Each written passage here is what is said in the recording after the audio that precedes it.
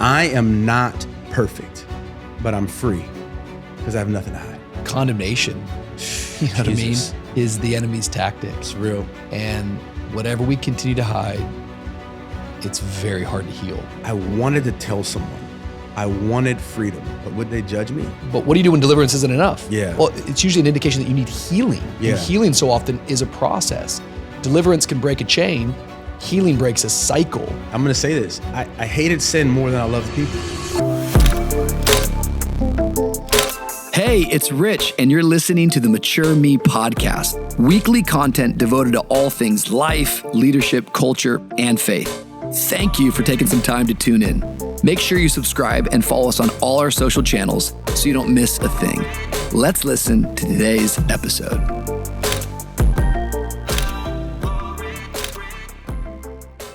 Hey everybody, welcome back to a brand new episode of the Mature Me podcast. My name is Ricardo Wilkerson Jr., and I'm so grateful that you're tuning in. Wherever you are joining us from any place in the world, we're excited that you're here. All the things, listen, it helps us when you subscribe to this channel. It helps us get the word out. So leave a comment if you're watching by way of YouTube, like it, share it. If you're on one of those podcast platforms like Spotify or Apple, go ahead and leave a review. One of the things that we love to do is we love to help leaders grow. And the way that we try to do that around here is a free email resource every Tuesday morning. Leadership with Rich. Go to richwilkersonjr.com. By way of YouTube, there's a little QR code right there. Scan it, and we'll get that free email to you every week. Today, I'm excited because on this podcast, we tend to talk to good friends, leaders, pastors, people that are growing and becoming. And man, we've got a great guest for you today on the pod, my friend, all the way from Dallas, Texas. Like start putting like a city that you're brand new to, like as you own it. But we've got Pastor Reverend Jimmy Rollins is in the house. How are you, sir? What's going on, my friend? Jimmy's actually new to Dallas, and so I think it's funny to stay like all the way from Dallas, Texas. Like, bro, I don't even really know my area code. Exactly. I literally got to use maps everywhere I go. Bro, I use maps. I've been living in Miami since I was 14. I go home from work using maps still. Like I don't know what's up. Like I just can't get anywhere. Yeah. Where do you live at in Dallas? We live in Uptown, which is near Lower Greenville, and it's like city, and it's like an area that's been gentrified, and it's like not quite there yet. And so I love the house, but you can get robbed on the outside, like all that. How did you pick this area? It chose me. It chose you. It chose me. It just the house. I love the Zillow architecture. popped up, or and so we love the house inside. We're safe. Yeah, but outside, it's really the streets. It is outside of us that we're very I got afraid interesting stories with that, but yeah. Really? Yeah. What do you mean? I had to break up a fight like literally 3 weeks ago between a husband and a wife. Yeah. In your neighborhood. Right outside of my house. How does that make you feel leaving your family there while you're away? It makes me feel very safe because Irene is trained in areas that she needs to be trained in. Okay. With things that she needs to be, that could defend herself. There we go. Weapons is what we're getting after. Absolutely. And so I feel okay because she can handle herself. It's funny you're talking about this because last night I went and had dinner at a friend's house here in Miami. They're newlyweds. And they just got their first like apartment together. Yeah. They're younger. It's really kind of like, they got this like bohemian sort of like hippie vibe. Mm-hmm. It's really cool stuff on the inside. And they found a cool little place. But once again, the inside, we love, it's those streets. It's real. So my brother-in-law and my sister-in-law, they pulled up and they were there a little bit early before the 6 o'clock start time. So like they didn't want to be rude. So they had their car parked outside on the street, like 5:45. And as they're sitting there, all of a sudden, a dude across the street, which I won't tell you how they described him, but he was on something, just starts pounding on the window. Really? Yeah, to which my sister-in-law just started screaming, and my brother-in-law, who was on the phone, just drove off. And I'm like, that night at dinner, we're talking about it, and I said to my friend whose house it is, I'm like, do you know who this is? He's like, yeah, it's the neighbor. He's not well. I'm like, oh my gosh, so you're dealing with this on an everyday basis. Yeah, it's real. He's like, that's what we're dealing with. And I'm like, how does that make you feel?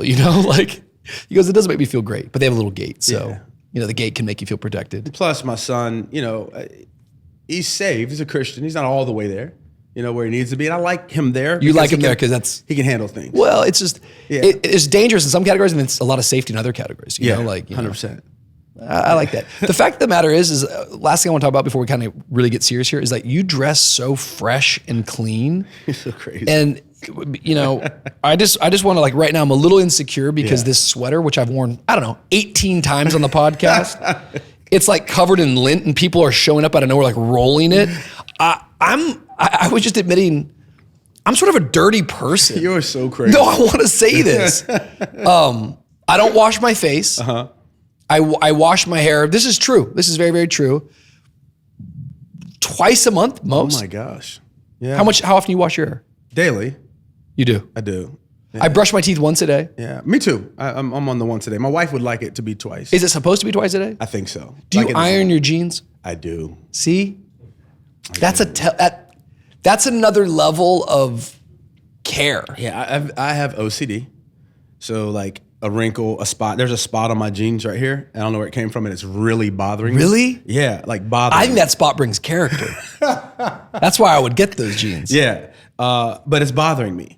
You know, so I got OCD, and what you don't know is under here, like I might look good on the outside. I got male Spanx on right now. Really? Yeah, just keep all this together. Where do you get that at? You get it at Nordstrom or really Spanx.com. I've actually wanted to get that because it's just like, I feel like it makes you just feel It like does. compact. It's like feels compact and strong, but then when you take it off, it like everything just kind Stop, of Jimmy. back out. Stop. It's not true. This guy is the best. It is funny talking about like clothes because for some reason in my mind, like I think obviously we're all dressed and communicating something. I think what I'm always trying to communicate is that like, this is being really vulnerable. I think I'm trying to communicate like, bro, I'm so cool, but like, I don't even care. Does that make sense? But do you care? What? I obviously I care, but I think that ends up showing up in these weird ways. Like I don't wrinkle my shirt. I mean, I don't iron my shirt. It's like, what? I'm a dude, bro. Like I just pulled this off. But then like my wife's like, but you don't look good, you know? I think I care, but maybe not in all the same categories. When it comes to clothes, I care about people who have taste. I think there's a lot of like labels and stuff that people can just put on. And I'm not trying to disrespect or come after anyone, but especially like in our line of work, like pastoring, I feel like guys just kind of can go buy stuff. It's like, oh, now I'm like, I've got fashion. Well, it's like, just because you spent all that money doesn't mean you have fashion. Or you're cool. Yeah, or you're cool. Yeah, we should do a whole thing on what we think is cool. Point is, as I'm being vulnerable, I definitely want people to think I'm cool, but I want them, as they think I'm cool, to be like, he doesn't even care. Yeah. That's what I'm really after. Rugged. He's Not rugged. shaving today. Okay. And I haven't. Like I'm not lined up. No deodorant. No deodorant. You know? Do whatever I want with my hair. Yeah. I just pulled this together. I think for me, What do you think you're after there? all my kids say, I'm old. I mean, I'm 51, just turned 51. And my kids. And you look good. 24. You know, they say black doesn't crack. Woo. That's what they say. Talk about I don't it. know who they are. But I may like look young, but my back is 51. My knees are 51. I like wake up in the skin morning looks and good, just felt man. like I literally just broke my ankle. Really? Bro, I'm telling you, stuff just feels bad, like Really? in an instant. And then 20 minutes later, I can like go run. Really? Yeah, it's so weird. So right when you wake up, you're like, I'm in pain. I'm in pain. Like it takes me a minute to get out of the bed. Like I'm like, oh man, I think I feel that way though too. Yeah. I think I'm kind of like, did I get in a fight last night? yeah, like groggy. It's real. But I do weird stuff. Like I'll crush a pizza at 11. You know, you can't do that. No, Yeah. you can't do that. I feel bad about it, but I'm growing. Man, we're having a lot of fun on a Wednesday morning. I'm so happy that you're here, and there's a whole lot of things happening in your life. You guys have a brand new book, you and Irene, which is really cool. I want to talk about that. We're actually in a relationship collection at church, but Jimmy and Irene have helped so many different marriages. They speak into relationships, and so let's definitely take some time to talk about relationships and marriage. But man, you and I met, I want to say it's like 10 years ago now. Yeah. My first time meeting you was at the unless you have another story, was at the JDD Auditorium, which is in Wynwood. You were in town on a Sunday somehow, and you came and visited us. I think maybe we were like a couple years in. Yeah. Maybe we were a year in. So, because I'm saying 10 years, and we'll hit 10 years in September. Yeah. But you were pastoring in the Maryland area. Yep. Maybe just kind of give us some of your background story. You were pastoring for many, many years. And we'll kind of get up to speed as to where we're at today. Absolutely. Well, grew up at PK. You know, my parents were pastors and, you know, church planners before, you know, we used the word church planning. Yep. They just started a church. Right. Church starters. Which, by the way, church starters. why don't we should use that name again. That's cooler. I think it's cool. Yeah. I'm a church starter. We have a church starting network. I'm doing something no one else is doing. I'm doing that. Reaching people no one else is reaching. Yes, I'm doing that. We just start Preaching churches. sermons no one else is preaching. Do we finish them? That's not really. We're starters. We start. We don't finish anything. We don't. We just start things. We've just started so many churches. Now, none of them are still going, but we started them. Last week. Yeah. Okay. Shut it down. Yeah. It's up to the Lord to finish that. Okay. Sorry. Yeah. This is so bad. Last week, but My parents started a church in 1994. Jeez. And, all the things. I was a troubled teen, and, this is going to date me. You're going to remember this. Teen talent. Assemblies of God. Yes. Yeah. I was a singer. Really? Yeah. And I won a scholarship to a Bible college called Valley Forge Christian College. I know it. Yeah. And I had no grades, but affirmative action. I mean, Oh my God. they wanted, Jimmy. It's not a thing anymore, but I was one of 15 African Americans at this college. It's crazy. You're a singer though? I used to be. Why would you give it up? I'm a preacher now. I can only do one, singing. Only do one or the other. No, I still sing occasionally. Okay. Like when I'm preaching or whatever. But, there's much better people that sing. But anyway, went to Bible school and ended up getting kicked out, I think 3 years in. And what for? I got in a fight. I was on a basketball court, and a dude used a racial slur and at the Christian college. At the Christian college. And training for the ministry. And I put him in the hospital. God. And really? Yeah, it was a real story. Crazy thing is, years later, I'm in ministry, I bump into this guy. And I had to apologize. What's he doing? He's a pastor in Virginia, And, he believes in diversity now. I'm sure. Jimmy. You better. Right? Yeah. Because he'll get punched again. Well, we beat that into him. Right? The kingdom of God suffers violence. Oh my take gosh. it by force. You put this guy in the hospital? I did. And they expelled you? And they kicked me out. What'd they do to him? I don't know. Well, he got they probably ordained him. Just they ordained him, and they rewarded him. He's building an amazing church. Truly? Yeah, apparently. And we got a racist who's building a great church. Crazy. Oh my god. He's redeemed. Okay. He's redeemed. Okay. God can redeem anything. So what happened? You got kicked out your junior year, and then what happened to you? And then you went into the ministry? No, I got in business and started selling cellular phones when it was called Cell One, bag phones, car phones. Remember those? Yes. And then started working for Brinks Home Security, and I was selling security systems. Come on, that'll preach. Now I sell security in eternity. This stuff is good, man. But anyway, and then I met my wife on a job that I got by selling security systems, and I started doing headhunting, technical recruiting, and got really good at that. And in 1998, she walked in, and I interviewed her, and I was like, literally left that interview, and I was like, I'm gonna marry that girl, and I married that girl like 9 months later. Jeez. And in ministry, working for my parents, building church. Youth pastor, all the things, assistant youth pastor, yep. Janitor, prophetic ministry, interpretive dancer, all the things. And whatever you got to do. You do that's whatever. What I don't understand. PKs, it's like, yep. You do whatever. Here's a microphone. Absolutely. Do something. Okay. Parents gave the church over to me in 2012. Okay. And we relaunched it as I-5 Church, me and my wife. But you worked for them for a decade. I did. Yeah. 10 years of doing whatever they asked you to do. Yeah. 10 years of, what year did you get married to your wife? 1999. June 5th, 1999. So you guys are at the 26-year mark? Yeah. Dear goodness. 26 years. Of marriage. And it's been the best 10 years ever, bro. That's funny. It's real. That is very, very funny. We're going to talk about that. So you guys take on the church in 2012, yep. And what you decided to rebrand it, I guess? We relaunched it, rebranded it. And, why did you guys do that? What was it called? I hated it before. Okay. I don't know if I hated it or maybe it was like I think what some guy wrote a book like Divine Discontent. Like if I want to like make it holy. Sure. But I was really frustrated the way my parents did church. What was the church called back then? It was called Living Waters Worship Center. It's a strong. That's a strong name. 4 words. Yeah, 4 words. Living Waters Worship Center. The vision was word, worship, outreach, restoration, and discipleship. Come on, acronym. Come on. Worship, outreach, restoration, discipleship. It just was missing an I E. could get behind that. But like evangelism. We didn't. Yeah. Great Commission. Yeah. Go out into the world. Yeah. Yeah. Wordy with an E on the end. That's it. Wordy. Yeah, we can make that work. Sorry.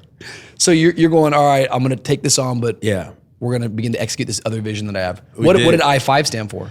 It was impact in Matthew 28, food, water, shelter, clothing, and care. And this when Jesus, was having this discussion with his disciples. When I was hungry, you fed me. Thirsty, you gave me a drink. Naked, you clothed me. Sick and in prison, you came and cared for me. So those are like the 5 missional points of the church. And it was so cool back then. But then I realized that I-5 was an interstate. Jimmy. It was an interstate. And so it got confusing. On the West Coast, and we were on the East Coast. It didn't even make sense. It got confusing. Yeah. And it's like us doing I-95 here. I thought it was a good idea. Yeah. And then realize when you get into it, you're like, why did I name the church that? Like, why not just name it 5? Like just 5, just the number of grace. Ooh. Come on. How many stones did David pick up? 5. Why? Come on, somebody. I don't know. Why did he pick up 5? 5. It was about process. And because Goliath had brothers. Goliath. I love that, right? I actually preached the whole thing on that. It's crazy. Yeah, I probably would. He had brothers. He had 4 brothers and a half brother. He should have got 5.5 stones. You don't know who's coming. It would have been hard to cut a stone underwater. Some of y'all, your mistake is you only got 1 stone. That's it. And other giants coming for you too. They're coming. But David knew. He knew. It wasn't just this one. It wasn't I better one. get 4 more. I better get 4 more. I'm ready. Ready. And that's the number of grace. God's empowerment. That'll preach. Could keep going. 5 wounds on the side of Jesus on the cross. See? We could just keep going. 5 ingredients in the anointing oil. Keep going. Come on. My God in heaven. 5 fingers. Ooh. 5 toes. Yes. The hand of God. The foot of God. You ever preach on the foot? No. Not the feet. I haven't. The foot. 1. I preached on God's toe one time. Not true. Not true. I'm sorry. left not true. foot Yeah. of God. He's got more power in his pinky. Okay, I'm gonna stop. How was that transition back then? Like I know that's probably a long, long time ago. 2012. It was awful. It was. Like to we're tipping cows. We're dealing with pink elephants. We're changing a culture of a church was completely, 99%. I say 99.5% African American because my wife is biracial. And it was Wow. and I had a vision for a diverse church. I had a vision for diversity and socioeconomic diversity and racial diversity and age diversity, and all the things. And it was very difficult to change people's minds about church. In fact, if I were preaching a sermon and you were like wanted to start a church, I would say like it's much harder. How would I say this? To resurrect the dead than it is to birth a baby. Mm. And so, yeah, I wouldn't do that again, I don't think, taking over something and trying to change a culture. It was very, very hard. Did you feel like after a certain amount of time there was like a momentum that came about? Like, is there any kind of breakthrough moments in terms of like? Yeah, I think the momentum was great, like externally, but it killed our family. It wrecked my relationship with my parents, my mom, my sister, collateral damage, and all the people that, loved their title. It was a traditional, old school African American church. So it's like, deacons and elders and apostles and first prophet and second prophet. It wasn't first and second prophet, but it was very, very difficult. I know.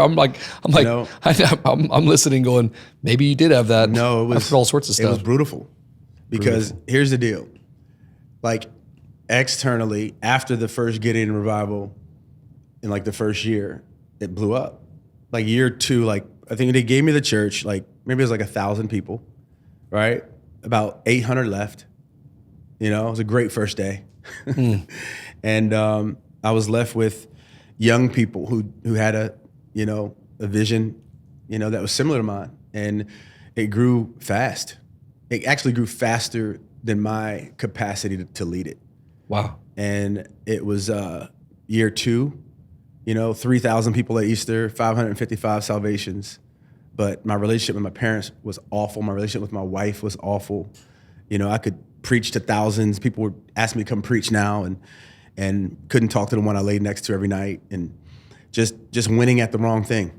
And so it was, I think we got to be careful what we pray for and not have the foundation internally, emotionally, spiritually, physically to continue to build on, a jacked up foundation. That's what I was doing. That's really, really deep. Crazy. So you guys are starting the whole thing, and you're talking about, is your relation with your parents restored now? Or? 100%. It's amazing. Now they're great. They're allowed to see the grandkids again. No, oh my gosh, Jimmy. It's amazing. No, it's really good. Me and my mom talk. My dad, we're great. And, my dad is at Union Church and all the things with Stephen and Zai Chandler. They're crushing it. And I love my family sometimes. And it's amazing. Yeah. Let's talk about your marriage, because that's a big part that I think is really, really, you just said a line that's like, I like the way I'm winning at the wrong things. Yeah. And I think sometimes people looking in from the outside, they could see someone like you going, oh man, you're so gifted, you're so talented, you're so anointed, your church is blowing up, you're teaching everyone how to live, but there was actually a whole lot of pain going on the inside. You guys got married, you just said in 1999. Yeah. But so you were married for 13 years, kind of working for mom and dad, or in that context of the church. You take the church on in 2012, but what's going on inside of your house and what was happening as you were in that whole season? I would say that what was happening in me internally was just feeling inadequate, feeling like, the burden of the church was on me, feeling like the vision was on me, really taking on responsibility that I shouldn't have taken on, but like I'm in charge of it. It was just kind of weird trying to figure it out. But I'd never heard words like being emotionally healthy. I didn't know what that was back then. I remember meeting Dino Rizzo and Rick Bizet, and they were like, you need an overseer. I didn't know what an overseer was. You know what I mean? Yeah. And like all of these things, like I didn't come from any of that. And so, my parents, they did what they knew to do at the time they did it. And like church was everything. And so I didn't know about their marriage, how their marriage was doing. I didn't know about all these things. And so for me, winning at the wrong thing was I became addicted to the pulpit. I became addicted to growth and success and, and preaching and all the things, and could grow. Kids ministry was awesome, but I had no relationship with my own kids. And so this is like the real deal. And I was empty. And I'd never forget, like, because I wasn't pastoring at home, alcohol started pastoring my wife. And that one, glass of wine to come down, turned into bottles. And, and the way she says it is like, it's like one was too many and 1,000 is not enough. Wow.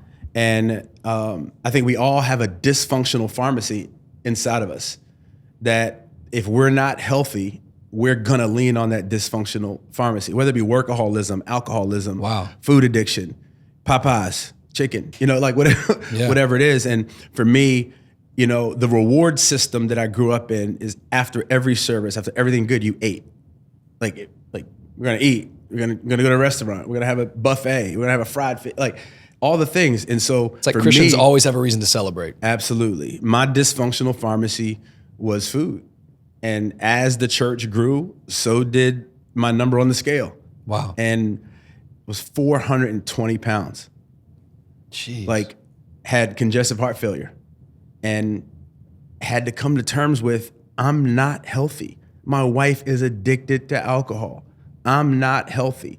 And I was a fake, bro. I was a phony. I visited porn regularly. And and the crazy thing was, Rich, is God was still using me. The crazy thing was like, I still felt the presence of the Lord at church, but not at home. And I'll never forget Easter, I think it was 2013, church blew up. Easter, there's 3,000 people there and 555 salvations. Like, I'll never forget it. And I went back in the green room and cried. And no one knew that Sunday was the first time I saw my wife in 2 weeks because I was staying at a hotel. And I cried and I said, I can't do this anymore. I'm tired of pretending. And I'm winning at the wrong thing. And I found out that it's impossible to keep up with who we pretend to be. Wow. And enough was enough. I called Dino and I said, bro, I need help. And we took, fast forwarding, a year off, sabbatical. Irene went to rehab, all the things. And we started, rock bottom became the foundation that the rest of our lives is built on. Jeez. Yeah. When you were in all that, talk to me about, are you aware I'm unhealthy? Are you aware this is not right? Like, you know the Word of God. Yeah.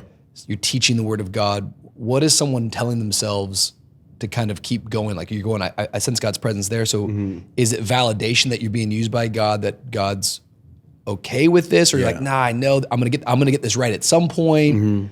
And you're lying to yourself. Talk to me about the mindset of that. First of all, a great question. And I don't think anyone's ever asked me that question, but what I felt is, man, I'm crushing it over here.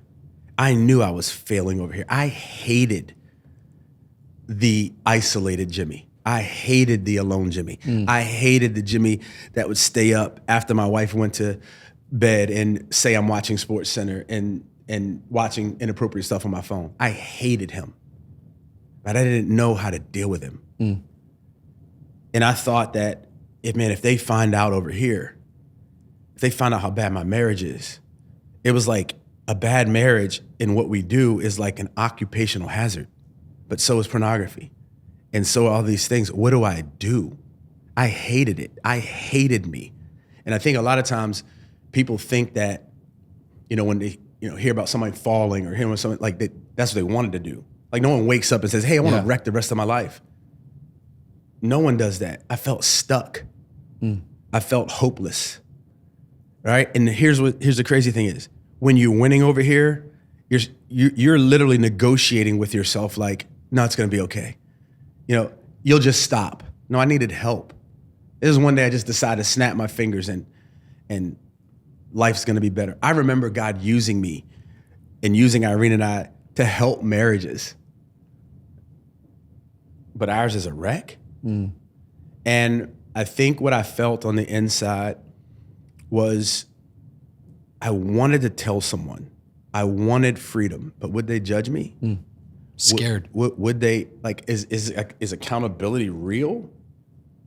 And especially if I tell someone that's above me that could fire me, or an overseer, or what do I do? And I didn't have brothers that I could really talk to, not because they didn't want to talk, but no one talked about what they weren't. But yet we read the scripture, that his strength is perfected in our weaknesses. But can I really say how weak I am? Am I going to stop getting invited to come speak? Like, my income, my whole life is based off of what I'm doing. And I remember just getting to the place where it didn't matter. My relationship with my kids were a wreck. My relationship with my wife was a wreck. And I was like, if I never get to do this again, I don't want to look my son in the eye and say, I didn't do everything I could do to restore this family and pass down a legacy of health with my children.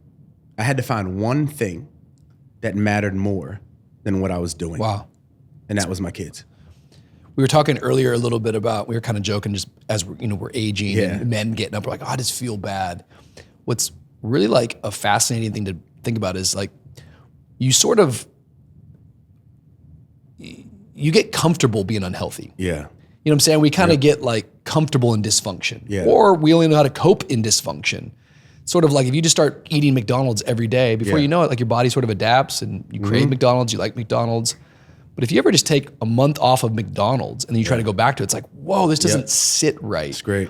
I think there's a lot of great teaching out there today about just the integrated self and mind, body, spirit, soul. And I think even the church at large has gotten better at teaching on the physical body. Yeah. And we are a temple, and sometimes your soul is connected to this body that has appetites. For you said you were 420 pounds. Yeah, that's a whole lot to love. That's a whole lot of lotion.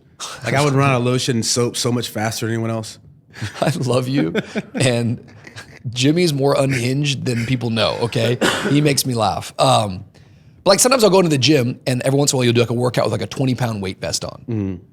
It's shocking how much harder it is to do a pull-up. Yep. It's shocking just trying to run on the treadmill with a 20-pound weight vest. Wow. Meaning how bad and how difficult life is just by adding 20 pounds. Yeah. When you're at 420 pounds, it's so much extra, obviously physical weight, but there's all sorts of other weight emotionally and spiritually that we're probably unaware of. But it was a symptom. Like, talk about a little bit about that, because I mean, you went on a massive weight loss journey. Yeah. I just want to talk about some of these symptoms of alcoholism, eating, and maybe we can just start with that one in terms of like what you were feeling back then. Yeah. The emotional trauma that you go through of going, we were making jokes before, but like there's so much stigma attached to that. Like, were you ashamed? Yeah. Was that making you more insecure? I mean, you've lost drastic weight. You probably feel so much different today. So much different. Go back to that mindset a little bit. I think, I grew up in a very religious, culture of you faith everything away. And we didn't talk about ADHD. We didn't talk about doing the work. We didn't talk about emotional trauma. We didn't talk about, healing from our past. We talked about forgiveness at an altar, right? And now it's like I have this mindset now, and I'll go back, that the altar, the moment that you engage with God, it gives you the strength and the courage to now walk out process. Very good. And I didn't understand process. It's very good. Right? Because people think that, man, a miracle just happens in a moment. Well, it did at the Red Sea, when the Red Sea was parted, but now God gives man the ability to build bridges that take time and architecture and construction companies and budgets and all the things. Well, if we think about that in the area of emotional health, I was so unhealthy, I did not know process. I thought literally I could start a workout plan. But what I do know now is that the emotional weight was why I tapped into the dysfunctional pharmacy, which caused physical weight, right? And then physical weight now has to be maintained, just like the emotional weight to stay light and has to be maintained. So I was maintaining my dysfunction, eating and celebrating wrong, and literally it's embarrassing to say now, but being vulnerable. You were transparent about being unclean, and I hate you. And so now I got to be transparent, but I was embarrassed. So now I ate at night, 2:00 in the morning, a peanut butter and jelly sandwich, but 4. And I'm like, why am I doing this? It's not because I'm hungry. I should be asleep. I can't sleep. I have anxiety because I'm fake and I'm phony. And I'm is anyone gonna find out? And my marriage is bad and my finances are a wreck. And because I'm medicating with fashion, or medicating with golf clubs, or medicating with trying to win, trying to feel some level of security. It's so crazy how we convince ourselves. I was trying to convince myself that something was gonna fix it. And so it didn't. And so I'm sitting in counseling and decided, man, I gotta figure this out. Well, before counseling, I'm in the hospital room, congestive heart failure. And literally my son is hilarious. He said, all this for fried chicken? This is exactly what he said. I'll never forget it. And it was a joke, but it hit me in the best way. And I'm like, I am jacked up. I need help. Don't faith this away. Don't sermon series this away. Let me go to a counselor. I even went to a psychiatrist. I don't want to go to anyone who's Christian. Tell me why my mind thinks these things. I don't want you to pray for me. I want you to tell me the science behind this and the trauma and the triggers and the frontal cortex, and understanding, that your body keeps score, and you can be 10 years removed from a traumatic event, but your body still remembers it. And anything that you see that resembles that, it's gonna cause, because people overuse this word trigger, it's gonna cause something to be triggered in you, and not realizing that I can't preach that away. I can't eat that away. I gotta lean into that.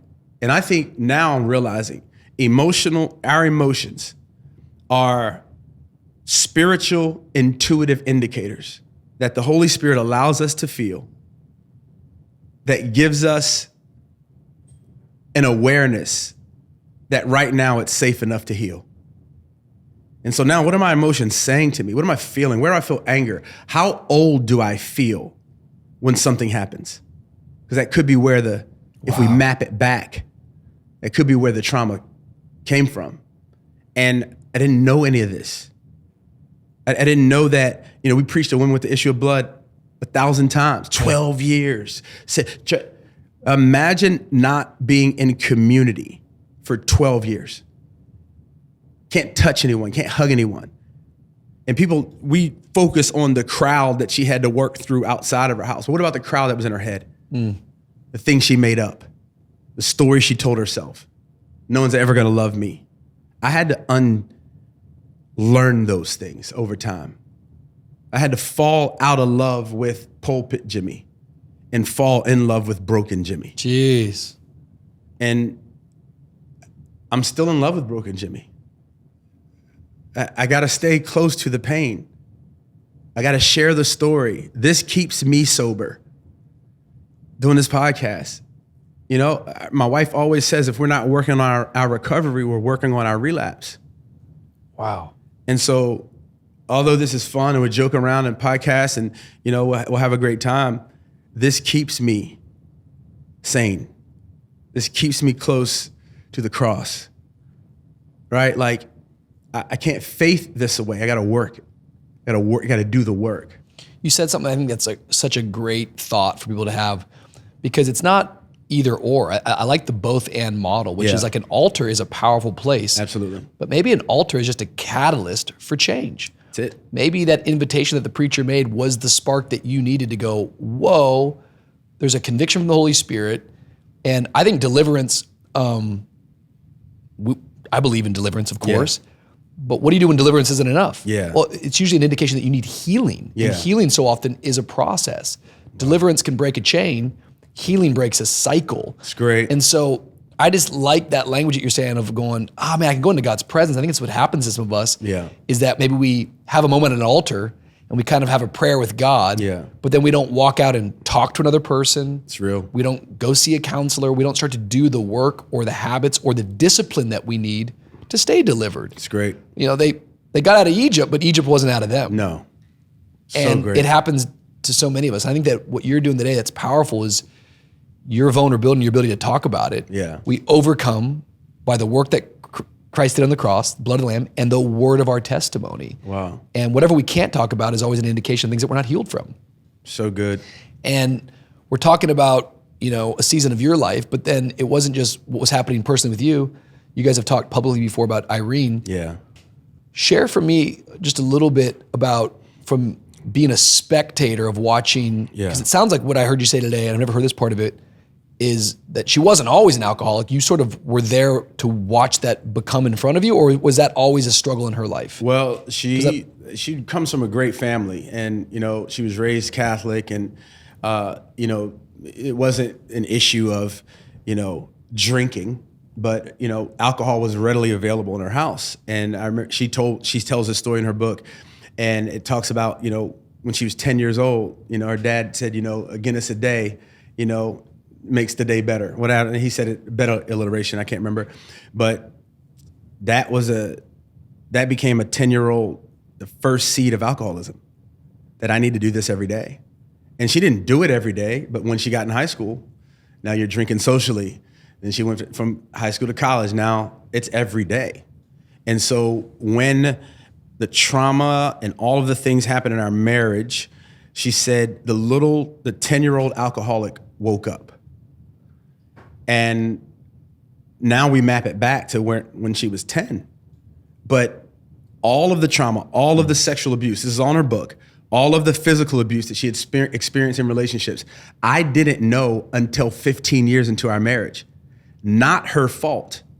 My trauma of religious and having, a very strong mom and a very prophetic, I was like, my wife's not gonna be that.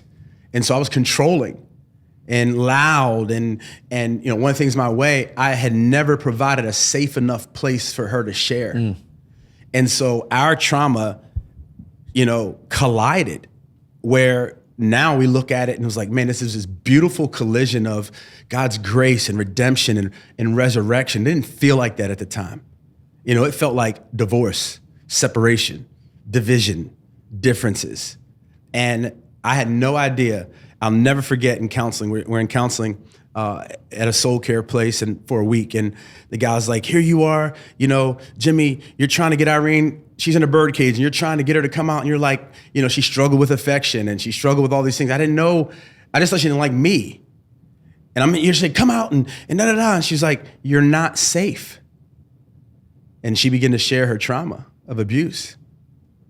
And he was like, no, you can't heal her, but you can care for her in a way that becomes safe enough for her to expose, confess your sins to God, confess your sins to one another, that she can be healed and forgiven. And when I became that safe place, he goes, just put your hand out on the bird cage and just wait for her to come. And I remember like the tears in the room from her. I had no idea that God chose me as her husband to care for her in such a way that she could experience, I could be the hands and feet of Jesus to my spouse. And the way I loved her, the way I forgave her, the way I cared for her, the way I empathized for her, that's how she saw God. Crazy. That's why marriage is so holy. That now I'm presenting my bride to Christ in a way that I'm loving her on earth so that she can learn how to love God. And that's when like healing started, when I realized that her pain is my assignment. Her trauma is my assignment. I'm the only one that God has called to that. Not to leave it, but to love it in a way that makes the Holy Spirit accessible for her and real to her. And vice versa. And so now we have this beautiful tapestry of pain and purpose and passion and God's path. And we're not perfect, but we're free. And one of the things that I learned, I love that, Rich, is this. Transparency is what I let you see. Vulnerability is what I let you know based off of what I let you see. Transparency, vulnerability, now I can get to accountability, what I let you hold. And then I can get to intimacy. And that's when I have nothing to hide. I am not perfect, but I'm free because I have nothing to hide. I'm sitting here with nothing to hide. You can ask me anything. Like, I think anxiety for me, when you asked me earlier, and I've never like tapped into this part, so you must be like used by the Spirit or something. It was trying to keep up with hiding. That anxiety, as I thought I had to be perfect. No, I don't have to be perfect. There's no perfection on this side of eternity. Come on. But I can be free. Anxiety was the enemy keep reminding me of my past and who I am and what I did and like trying to steal my identity in Christ over and over and over again. Heart palpitations, it was awful. And now that doesn't happen because of a pill. I was on Lexapro for years. And I'm all for that. Right? I'm all for getting help. But the Holy Spirit, me talking about it, imagine this. The enemy can't remind us of stuff we're already talking about. Transparency. No. That's a bar. So I'm sitting here today, grateful that you have this platform, grateful that we can talk to people and says, hey, you need to get some level of accountability. Yeah. But I love this vulnerability part because it gives you information of my dysfunction.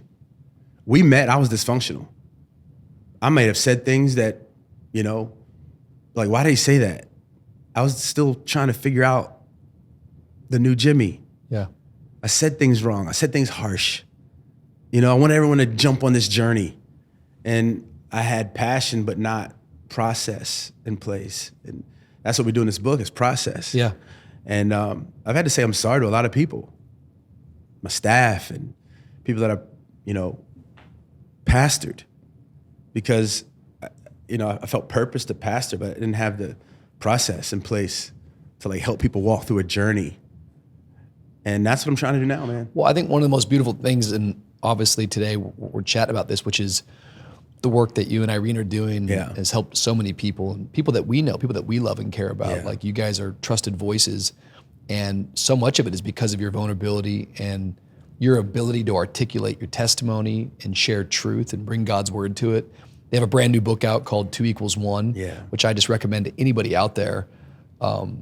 Single, married, divorced, all of it. I just think relationally, their story as well as the tools they're going to give are so helpful. And I'm just grateful for anyone who takes their pain and then uses that as medicine to help heal other people. In fact, that's how I think God has designed us, is that, hey, I'm gonna redeem this as you share, what you've learned from it. When you guys were in that dysfunction, because I want to get to the breakthrough moments a little bit, because I think there is, like, people are hearing some of this stuff. It's like, well, how did you get, you're talking that stuff. How did you get that vulnerable? And were you guys like, you're such a good preacher. You're such a good teacher. You were always good with your words. Today, with what you've gone through, like, you're very vulnerable. I think that it's what people gravitate towards with you is that you're very real. Were you real like that back then when you were preaching, or it was masked, but you still had the same skills? And then in your guys' marriage, because you're such a good communicator, and so is she, did that make the arguing, the fighting even worse? Did you guys judge each other? Like, was she judging you for overeating? Were you judging her for drinking? 100%. Like, I never heard you guys talk about that at all. Like, are you like, you better stop drinking, you're a woman of God? And was she like, you call yourself a preacher? Like, all that. Did that happen? Bro, the fights were horrible. I'm grateful that all three of our kids are in ministry, but they should hate church. Wow. They should hate preachers, because they had a real life fake preacher in their house. And when we got healed, all of us went to counseling together. My daughter, our oldest daughter, Kayla, she would tell stories about her laying in bed, hearing dad cuss mom out, calling her outside of her name, and mom's drinking and passed out on the bathroom floor. And she, I'd call and say, she'd call me, I'd be on the road and say, oh, just give her a blanket, she's just asleep. And she said, Dad, there was nights where you'd be yelling at mom on Saturday night before Sunday, and I'd have pillows over Jaden and Maya's ears because I didn't want them to hear it. And she had to take on that responsibility of my dysfunction. What in the world was I doing? And in counseling, now it's amazing that the resilience that she had. You see, we don't pass down generationally, we can say, oh, we passed that down. And Irene, for a long time, had to get over the fact that, man, addiction is now in our family and pass it down. It's so much stronger than that. Recovery. How to get back up. How to fail well. We don't teach people how to fail well. There's a company in the Silicon Valley called IDEO, and they basically, help companies come up with product. And they don't go to market with a product. And they say this: nothing is successful until it fails 4 times. I got good at failing so that I could get good at recovery. Come on. And good at this. When I was preaching back then, Rich, I had a gift, but no grace. And it cut people. And it hurt people. Tell me about that. It was if you're not thinking on the level that I'm thinking on, if you're not looking at scripture the way that I'm looking at it, you're wrong. You're wrong. It was judgmental. I've always loved people, but hated sin. And I'm going to say this, I hated sin more than I loved people. And I think I got to love people more than I hate sin. And now it's like, man, I love you. I love you beyond my preferences. And it took me going through stuff. No one wants to do the things they do. But I think a lot of times as Christians, we minister from a place of, how do I want to say this, of what we're against rather than what we're for. And now I'm like, man, I'm for grace. I'm for forgiveness. I'm for love. I'm for empathy. I'm for compassion. Let me get to know you before I try to change you. And I can't change anyone anyway. That's the Holy Spirit. But maybe I can love someone. And this is what I learned with my wife. I'm going to love her. I'll never forget. Rick Bizet said this to me, like at the worst of it. Jimmy, I'm sick and tired of hearing you complain. I'll never forget the phone call. In 2000, I think 13 or 14. Never forget it. You're always complaining about what you don't want, and Irene, and da-da-da-da-da. And he said, you will never have the wife you want until you learn to love the wife you have. Love her right where she's at. And what I have discovered since then, with grace now, is love is at its best when people are at their worst. I want to love people back to Jesus. I want to love my spouse. I want to show my kids a side of God's love here on earth, through dad being soft and vulnerable and transparent and not making decisions for them, but teaching them how to make decisions. Like, that Jimmy was there, but was never awake until I went through hell. And recently, my pastor, Pastor Jacob Ranza, said this to me. You know, my wife is sick, and I shared with you, dealing with Lyme disease. It's been a hard season. And he said, I hate what you and Irene are going through, but I love what it's doing to you. Like, pain can be the best teacher that we would ever have. And what you are sitting next to and beside today is not a great preacher, is not a great things that I was trying to win at. I'm hoping that everyone who's in this, your team, says, I saw humility. I just want to show an aspect of God's love. I don't even know how to say this, that, man, he's such compassion. There's such empathy there. Like, it's changed the way I preach. Like, I'm not shouting anymore, I'm like trying to perform, just having a conversation. And I just hope that my friends and those around me will love this version of me and forgive the other version, because it was a gift with no grace. This is the Mature Me podcast. And so here you are. I think that what you're describing is what we're attempting to try to talk about every week here, which is we're all becoming something. Yeah. Who are we becoming? And I love the way that you're describing that, because we are new versions of ourselves. And I don't think I've met the best version of you yet. Yeah. And I don't think you've met the best version of me yet. Yeah. If we're really growing from grace to grace, from glory to glory, strength to strength. It's great. That's what the Holy Spirit's doing to us. We're being perfected. We're not perfect. We're being perfected. It's great. December 13th, or not December, I'm sorry, Easter of 2013, if I heard that right. It was sort of, it sounds like a rock bottom moment, Easter. Externally, this is something you've been, got married. Once again, I like dates. 99 got married. Yeah. Here you are 14 years into this game of the ministry. I-5 church, not the highway. No, this is Matthew 5. Listen up. I got a mission and a mandate. Yeah. My life on the inside's falling apart, but I did meet this metric. I got 3,000 people here, 500 people get saved. Had you guys already been in counseling? Like, I'm just trying to, on the healing journey, because I want to lean back into this. Just about, it's a process of healing. Yeah.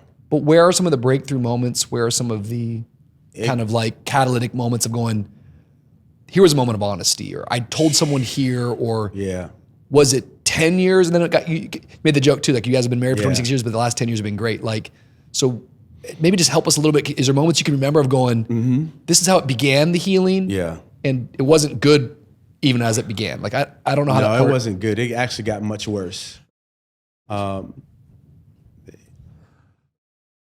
Me saying, I'm done, I'm tired of being phony, all these things, bringing someone in, it began a process that more pain was uncovered, the secrets were uncovered, sitting down with my wife and saying, hey, these are the things I look at on my phone.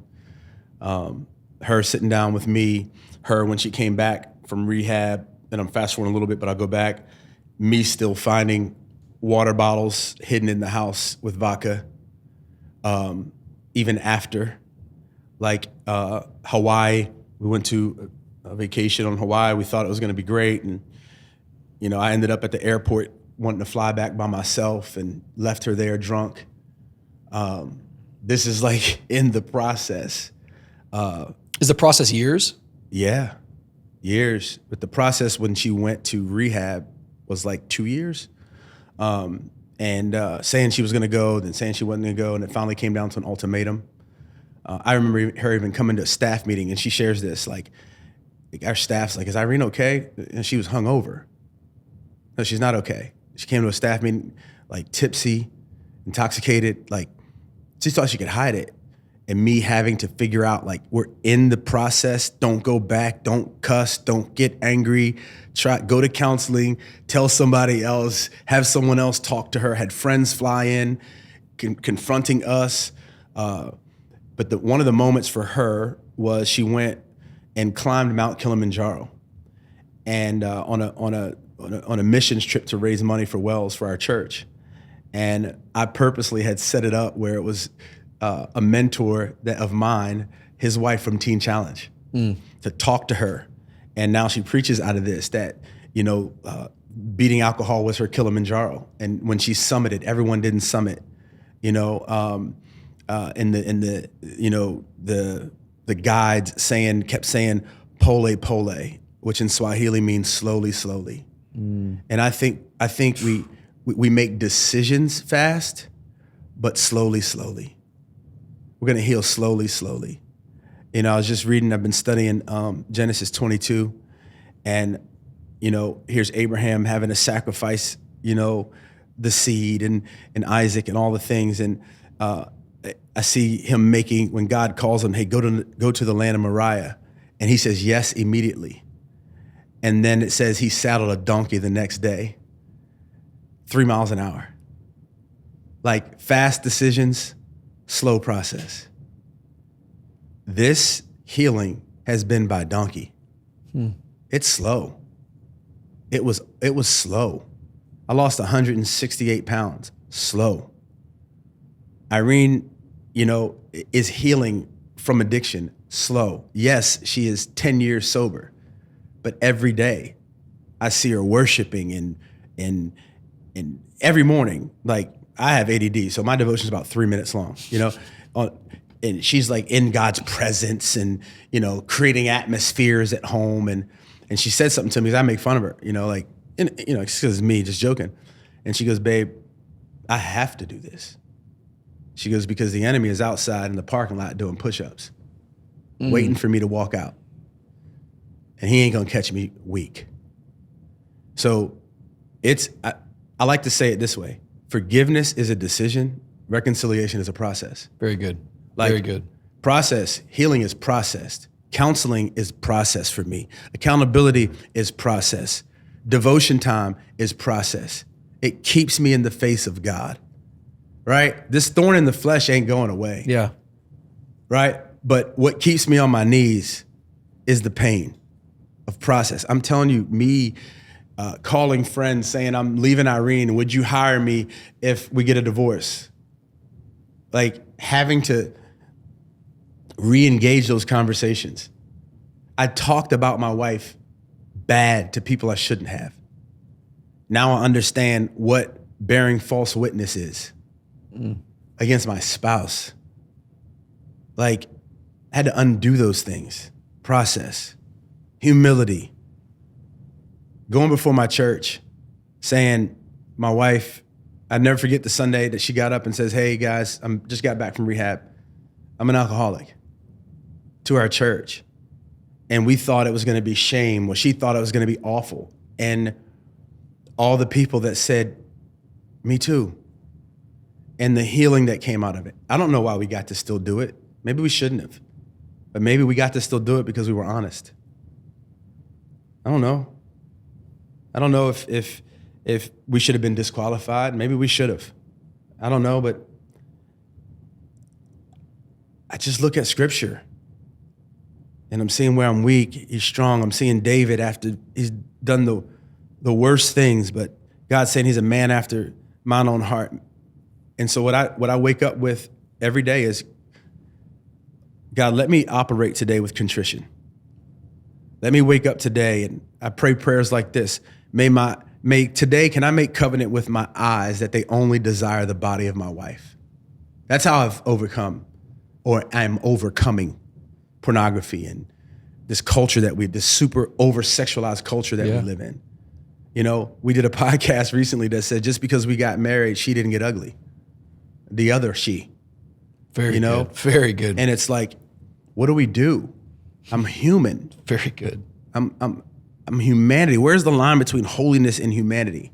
We had to navigate that. And we still navigate that. Well, I just really appreciate you talking this way, because I think people can listen even to a podcast like this and we talk for an hour and a half or something. And it's like, if we're not careful, we just tie it all up with a bow and it looks so beautiful. And it is a story of redemption. Yeah. And we do, celebrate what God has done and is doing, but it has come with lots of collateral. Yeah. It has come with lots of damage and pain and consequences, things that you're talking about right now, going, I'm in the process of restoring and redeeming, and it doesn't happen by any means overnight. Yeah. That's something I always just kind of get nervous about. It's like, God. It's work to stay healthy. Every day. Health hurts. People don't get health hurts. Like, it's going to cost you something. And in your case, it's cost you at times your pride, your dignity. You just went into something I think it's really important. We've never really ever talked about before on Mature Me, but I suspect there's other pastors that listen to this. I suspect there's other leaders that listen to this. And, I don't think you and I represent the entire world, but we represent a subculture of people that have led churches and are trying to do a good job. And so I think there's a lot of insight. What would you say maybe to anybody out there, but maybe specifically to that pastor or leader right now who's struggling with pornography, knowing that that's not God's best, but probably afraid, trying to get rid of this thing, shame, insecurity, fear, but it's digging a hole of just deeper and deeper hiding. Wow. How would you encourage someone, or what would you suggest, or how would you help? Wow. I guess anyone, but maybe I'm kind of leaning towards that pastor right now that might be watching. It's like, you're preaching, man, but you've got this thing that's... Yeah. I want to let you know, like, you're not bad. You're not alone. You're not by yourself. Like, God has his best for you. But you can't pray away a symptom. Pornography is a symptom. That's a medication. What's really wrong? You'll never stop medication. You may just move to a different medication, a different dysfunctional pharmacy. But there's a hurt, there's betrayal, there's maybe you don't feel adequate of doing the position that God's called you to do. You don't feel like the best preacher, whatever it is. You're medicating. And I think a lot of times as pastors, our own stuff, we try to fix. Yep. I can't fix anger by just removing what I'm angry at. No, anger's in me because it's pointing back to something. I would encourage you to go on the journey of counseling. I'm going to encourage you to go on the journey of peer accountability, because peer accountability can't fire you. A friend, not a preaching friend, not a friend you share pulpits with, but genuine, someone who loves you. I always say it this way, Rich. Accountability is having someone in your life that knows what you're capable of, but also what you're created for. Great. And let's start there. Let's start analyzing and evaluating the people that you could really talk to and have a conversation. Just start right there. Hey man, I'm struggling. You ain't got to go deep into everything. Just, I'm struggling. Just want you to be there for me. And you're going to build confidence. If you can, take a break, take a sabbatical, go on vacation, and just commit to not medicating it to a certain amount of time. Yeah. So you can have a conversation. I think people want to make it deep. They want to say, oh, I need to go and, go into prophetic ministry. I need to, no. Get a friend in your life that couldn't care more, couldn't care less, right? If you want me to care, I care. If you don't want me to care, I'm good. We're still good. I think that's what I wish I had. You mentioned when I first met you, and this is what a lot of pastors do. I'm gonna be honest. I was like, man, like God's done something in his life. I want to preach there one day. I want to, we've got these green room friends. They're not real. It's not real. It's not real, guys. It's not real. I've preached everywhere I've ever wanted to preach. I don't care anymore. I don't. If this is what I'm called to do, then I'm gonna do it. And I think that we stay dysfunctional because we don't have real relationships. Period. You don't have an Earl McClellan. You don't have a Sean Johnson. Sean in his book, Attacking Anxiety, he's a pastor of Red Rocks, one of the most influential churches he's my best friend in the world. When he called me and said, I'm on the side of the road thinking about committing suicide, I called his wife. Where is he? I called a trusted staff that I knew, right? Found him. And 3 days later, he's at my house. Flew, got on a plane, him and Jill sitting in my living room because we're friends. There's no platform, there's no honorarium. It's friendship. Do we really have that? You need to look at your friendship. Not someone who works for you, not a staff member, not a board member. If you don't have that, call me. I'll give you my phone number. I'll give you my email. I'll be that person. I'll be a surrogate friend until you find someone who you can trust. And we need that. Rich, I don't have another answer. You know what I want to be to you? The best friend that I could ever be. Whatever you need. If you don't need anything, I'm good. I'm not looking at you saying, oh man, Rich didn't call me. No, what? I'm just going to be there. A safe place to talk and unpack without judgment, but will help you get to the next step. I think it's exactly the right words, because condemnation, you know what I mean, is the enemy's tactic. It's real. And whatever we continue to hide, it's very hard to heal. In fact, I don't think God ever heals the pretend self. That's amazing. And I have a big heart for pastors and leaders. And once again, this podcast is not just for them, but I suspect that there's some that are listening. Yeah. And just what a terrible pattern to be in when you don't have an outlet. It's real. If you don't get an outlet, you're gonna have an outburst. Woo! So it's just a matter of time before something, bottle explodes. Yeah. And yeah, I think what you're saying is so important. You don't have to say it to everyone. Yeah. You got to say it to someone. And just even getting it out into the open, into the light, it's where the healing begins. Yeah. And that's what it is. I think you said it great. Like, if you're struggling with porn, you're not bad. Yeah. Come on, why do we demonize people like this? There's brokenness in our past. There's things that we've gone through. I don't think anybody starts the ministry to be fraudulent. You've said on this a couple times, I was a fraud. I don't think that's how you wanted to begin. It's not how I wanted to be. It's what happened. And the healing process begins as we step into truth. You shall know the truth, and the truth shall set you free. So freedom comes in that space. You guys were pastoring, started getting healed. Yeah. And I think you got to help me in the dates. I know I'm trying to be Mr. Chronological over here, but I-5 was growing, and it was doing amazing things. Yeah. And I got a call from you. Was it 3 years ago, 4 years ago, 5 years ago? You tell me the dates. I think 3.5 years ago. And you're like, yo, man, hey, I've loved this. My wife and I are well.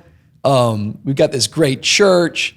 But you know Stephen Chandler, right? I'm like, of course I know who Stephen Chandler is. Yeah, we're gonna just merge the churches, and I'm gonna back away. I think I'm gonna go itinerant and help. And I'm like, I remember going, oh, okay, right. You good, bro? Yeah. And you're like, no, I feel like the Lord's in this. I feel like I've ran my race as a pastor, and obviously people know you, I think, in a lot of ways for your preaching and your teaching. You've like he said, he's preached everywhere, and you have a grace to go and preach in different. Not everyone can do that. Some people have one context, but you stepped out. Talk about that transition, and wow. I don't know how real we get to be with this, but like I thought it was a really big deal. I love Stephen and Zai, by the way. Union Church, that it's now all known as Union Church, which is exploding and growing. Yeah. But I-5 was a part of that whole thing. Yeah. And Yeah. What can you share us about you going, all right, I've done this for decades and I'm giving this away? I think, first of all, we're in the midst of COVID, right? And it's crazy that like influence in church actually grew during COVID because all the racial stuff that was happening and people were looking at us as voices in that. And you were massive in that whole time. Yeah. And I remember getting on the other side of that, and the Holy Spirit just put this in my spirit. What would you do if you didn't know what anyone else was doing? And I was like, I don't know. And I went away on sabbatical for a month, no phone. And I was sitting in a soul care session with a guy, and he's like, what brings you alive? And all the things, and my family, my marriage, my newfound relationship with my kids, all these things. And the church wasn't on the list. And I was like, I felt like he set me up. And he was like, well, why do you keep doing things that don't bring you alive? I was like, helping other people with our story and all of these things, like being a good steward of what God's done in our lives, and this is we're way on the other side of healing, and he's like, well, why don't you just go do that? And what I didn't know at the time, like biblically, scripturally, it was God really shifting and putting an apostolic anointing on Irene and I to help churches and to help leaders and to help people in leadership and athletes and all the things we get to do now. And I didn't know that then. It was just like, here's Isaac, I want you to sacrifice him. And although I had a smile on my face, pride, and I built this, and what are people gonna think? It was talking to me. I just recently did a message because I've been studying Genesis 22. What do you do when the sacrifice is talking to you? When Isaac says, Dad, I see the wood and I see the fire, but where's the sacrifice? And I felt like I-5 was talking to me, like, you built this and this is your identity. And I'm like, God's like, no, lay it down. And I honestly feel like that it was a test. It was a test to see if what I was really saying was most important. And that was family. And I laid it down. And I never forget me and Steven's conversation. It was like, bro, and he, we were friends. And he was like, you don't even like doing it. And people were like, why Steven? Because I had, teaching team and even had people on my team upset with me. They didn't give it to them. And I said, he's going to be successful. He's brilliant. He's a great leader. He's better at church than me. All the things. I remember telling you all this. Yeah. I was like, he's going to crush it. Him and Zai are great. And I feel like that I could have looked at my church as an Isaac or an idol. It was an idol if I held on to it. Wow. But what God said to Abraham was, inside of this sacrifice are nations. But I had to be willing to sacrifice one. And I think now looking back at it, it was so hard. And I didn't see the ram that was in the thicket. I didn't see sitting here. I didn't see, marriage ministry. I didn't see, helping couples that there's no Instagram post. There's no, athletes and actors. Like, I'm a safe place. You can't, there's no sermon clip for that. I didn't see any of that. And so laying down I-5, honestly, what it has been for Irene and I, it let us get back to a one-on-one relationship with hurting people. One-on-one. Not from a stage, but helping people through the stages of life. In fact, I'm so glad you asked the question. The word that the Lord gave to me during that season was, I want you to get off your stage and help people through the stages of marriage. And that's what we've been doing. Has it been hard? Absolutely. Was it hard when I saw the color on the walls change and the way we did church change? And yeah, it was hard. But it was my work to do. Not Stephen and Zai's, not the church. That was in me. No one can make me anything. It's in me. It's just bringing up something from the past. And so walking through that process, and now, maybe it took 2 years to be like, man, I feel great about this. But at first it was like, is this gas or God? Yeah. And For a long time, it felt like gas, but it wasn't Stephen's work to do. He didn't have to repair anything. Like it was me. So I left Maryland. I had to leave because I didn't want anyone to see me as their pastor anymore. Stephen's their pastor. Yeah. Zai's their pastor. It was so hard to lay down this Isaac. But man, look, the impact. They're in, I think, 6 or 7 campuses and 15,000 people a weekend. I didn't have the grace to do that. Right? And I feel like we've been just obedient. And now I'm back in Genesis 22 and God's been asking me again, is it time to lay down something else? Yeah. And that's what we've been navigating now. But it was hard. It was like, God, what are we going to do now? When you look back on like the season, because you were pastoring there for a long time, you also like a lot of the time you were there, by your own admission, I'm not like trying to put words 100%. Here, you were unhealthy. Yes. So I would imagine that makes something that could be really good or even a calling not nearly as fun or life-giving as you're doing it. Was there parts of you that, like, what did you not like about pastoring? Yeah. And maybe that's a cheap word, but I think you know what I mean by that. Maybe 100%. The audience is like, oh, what do you mean like? But like, you know what I mean? Like, was there parts that you despised about pastoring? Yeah. Like, did you feel stuck? Did you feel like, and now you see today it's exploded. Yeah. How does that all hit a man is what I'm wondering. Well, I definitely felt stuck. And I think I can define it different now than I could then. So probably the last 3 or 4 years of I-5, I was the healthiest that I had been, right? But I was still, I felt like I got a little twitch, you know what I mean? I felt like I'm detoxing still from the old Jimmy. And I think the things that I didn't like, or the things that I didn't have the grace for in that season was board meetings, right? And I was so busy on trying to get my family back together. I felt like I was neglecting the family of God that God had given me to pastor. Now I can define it as they deserved someone that loved being there more than loved being on the road or being at home with their family. They deserved a pastor who was, in the trenches and wanted to build community. And here's God calling me to being apostolic, if you will, to the world and to other pastors. And now I look back at it like as, God was shifting my calling. He was shifting my love, not for the church that I pastored, but his church, that's his bride. And back then, the frustration, the grace was wearing off for staff meetings. The grace was wearing off for sermon series on Revelation. I don't want to, there's certain topics I didn't want to preach, but the church needed it. Yep. The church needed to grow in these areas. And so I think now for the last 4 years, God just has been growing me to this, and I don't ever want to, I thought it was funny at the time because I left it up to Stephen, like, what are we going to call me, like to the church? And, I was like, not founding, not like, I'm not his pastor, so he came up with like apostolic pastor. And that took me back to my roots. I don't know, Apostle Jimmy. What? Yeah. What are we talking about? Like I have a robe on and got to break out the Stacey Adams again, and the high socks underneath, and the pocket squares. I could just keep going on and the flags and the chairs on the stage squares. And all the things. But it was a mantle God was putting on me.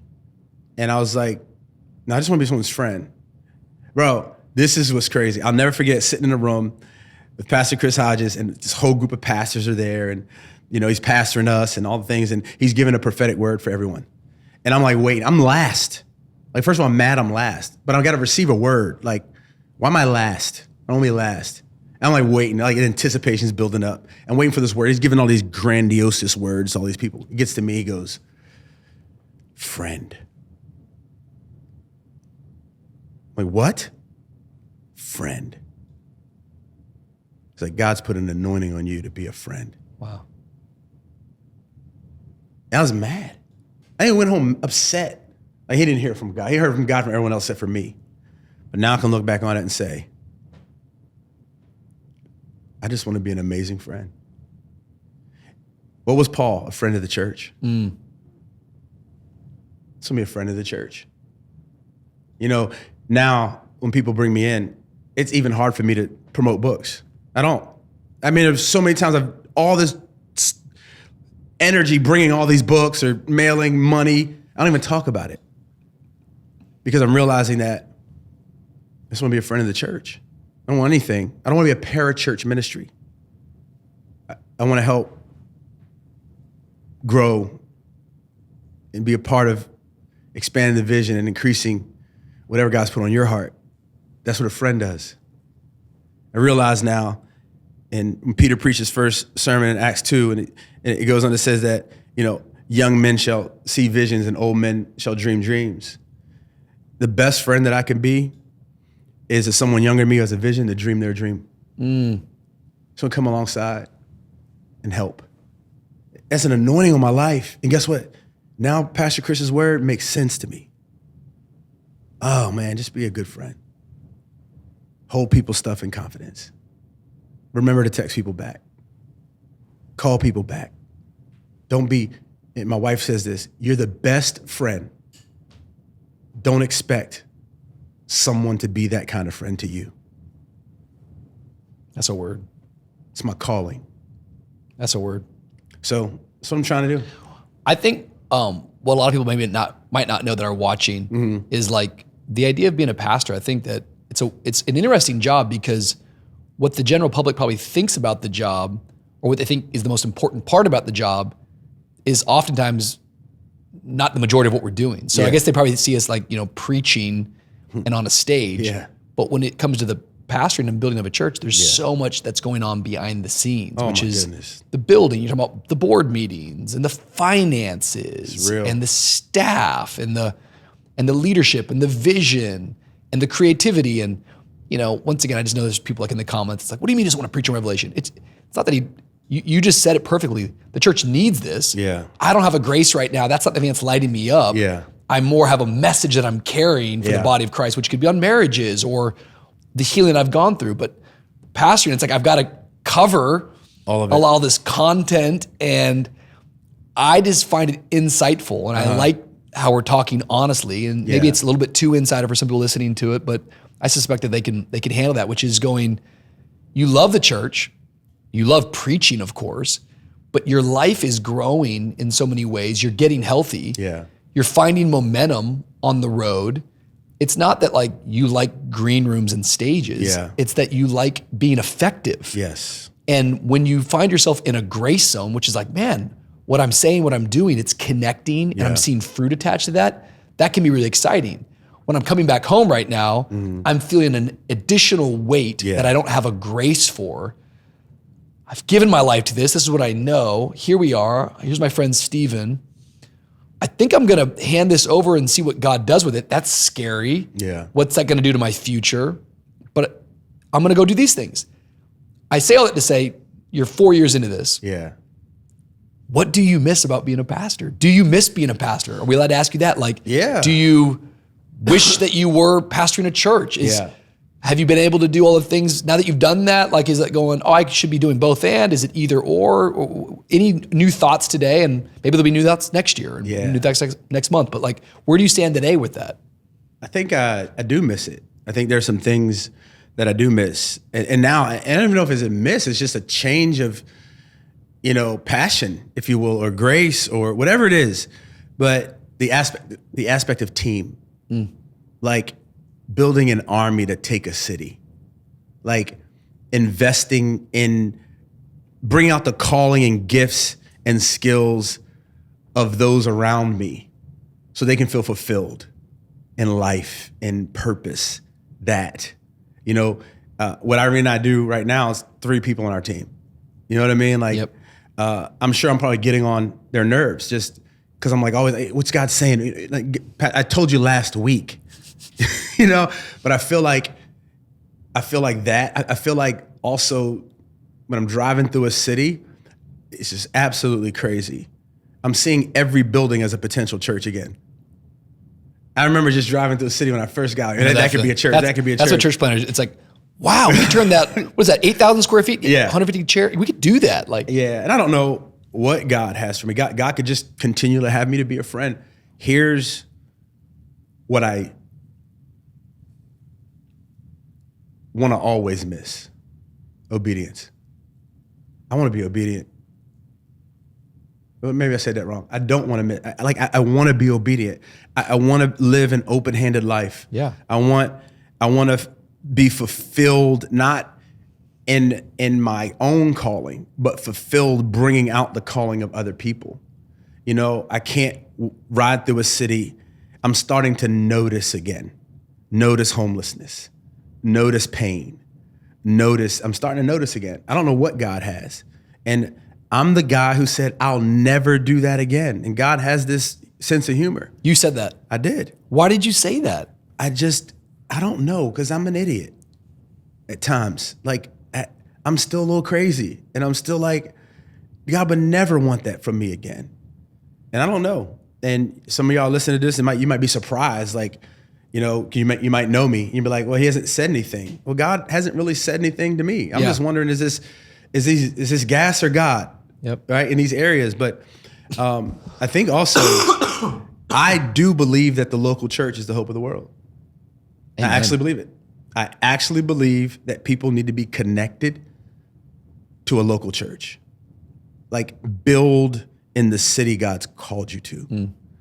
You know, like, build family. You know, have your kids have kids, and seek the welfare of that city. Like, I'm still like nomadic in calling. Yeah. And maybe God wants to give me a place to call home again. I'm open. Well, I think you're a really good pastor.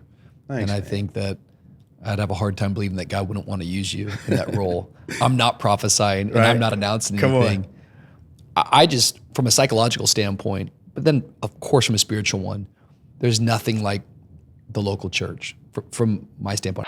I know it's annoying when you're in the middle of a conversation and someone interrupts like this, but I wouldn't do it unless it was really, really important. Listen, this is an ad-free podcast. However, we do tell you about some of the great things that we are doing right here on the ground in Miami, Florida. And I want to speak to you about something that really means a lot to me, and that is VooCon 2025. Are you looking to grow? Do you want to build community? Do you want to strengthen your faith? Something tells me the answer is yes. That's why you're watching Mature Me. Well, I want to invite you to Miami, Florida, June 19th through the 21st for VooCon 2025. Listen to me. This is going to be our greatest year yet. Our theme this year is Dying to Be Different. It's 3 incredible days in the Watsco Arena. You've never, ever experienced the power of God until you've got into an arena with 7,000 other people lifting up one name. The entire convention is all about encountering God, equipping the church, and empowering the next generation of leaders. This year, we've got Sadie Robertson, we've got Darius Daniels, we've got Voo Worship, and trust me, there are so many other guests that are coming. Right now, quickly, go to VooCon.com to get registered, and I will see you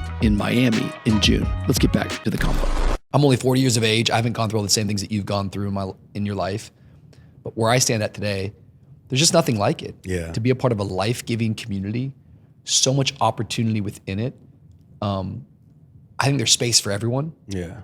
There's space for all different shapes, sizes, roles, responsibilities. And it takes a visionary leader to continue to expand the vision to make space for people. Yeah. And there are times where I'm like, yo, this is the hardest thing in the world. In fact, let me clarify. It's not hard. I always say it this way. It's impossible. Yeah. That's the whole calling towards it. Yeah. And on a practical level, there's times where I'm like, I want to quit. I want to get out. This is too difficult. But when I step back a little bit and get a healthy perspective, I just, in my own life right now today, if I was away from this, I think I would just miss it on such a deep level that I love to preach. Yeah. I love getting to share at things. I don't want to act like that's not in me. But that's not what, that's not the itch that I have. The itch that I have is building something sustainable, seeing God do something in my lifetime, watching people get saved, get transformed, get discipled, get raised up, get released, become empowered. Like that gets me fired up. Watching people step into their calling, getting to preach across a year and touching on these different things and going, hey, we're gonna play the long game. Yeah. And watching the growth over time, raising my children in a healthy system, like that gets me really, really excited. Wow. And maybe that's why it's like, well, I think you found your calling, man. Yeah. But sometimes I just think about you and I'm like, man, you're so gifted and you're so amazing. I'm like, do you ever just miss that part of it? Because you've preached at every conference and on every stage, and you crush it everywhere you go. There's like, it's like dropping a bomb. But even my dad was 22 years as an itinerant preacher. Wow. He said, man, I just got tired of just dropping bombs and seeing an explosion take place and then not knowing what happened, like, it's real. And it's cool to go in there and say some radical things, but it's the shepherd that has to come in and deal with the mess of all of that. That's right. There are different graces and different callings, but I think you're a wonderful pastor. And if you want to join VU Church, you can do that. Or, we could just start, VU West Coast. Maybe VU West Coast. We're announcing right now, coming to you in 2027. Stop. Now it's real clickbait. Jimmy Rollins, that's what will make the thumbnail. Right. Planting a church, VU 2027. You guys have this book out. Yeah. Tell us a little bit about how God's using the book and what really led you guys to put this project together. The book is a tool. And yes, there's practice and how to have good, we literally a chapter on how to have a good fight and communication. I love that, by the way. And being safe, being a safe place and working through addiction and how do you forgive things that are hard to forget in the context of marriage and relationships, even with your family. I think it's more it can a family of God book. It has all that. But what I'm most proud of, or most, I don't even know the word, no, let me rephrase that. Not proud. It's like in awe of, is that the hope that people find when they read it. And the stories, the DMs, the stories that we're getting on the other side of it, it's our story, but it's also how we did it. It's also the practice. There's also prayers in there to pray over you that were prayed over us. Even one of the things we did when we got healed, we went back in all the places that we fought in the house, we prayed over it and asked God to redeem that space and anointed it with oil. Stuff like that in the book. Very prophetic still, very practical. But it's even hard to promote it like as a I feel like God, it's an altar. Yeah. I feel like God is saying, hey, you don't have to stay the way you are. I love you too much for that. And if I had to,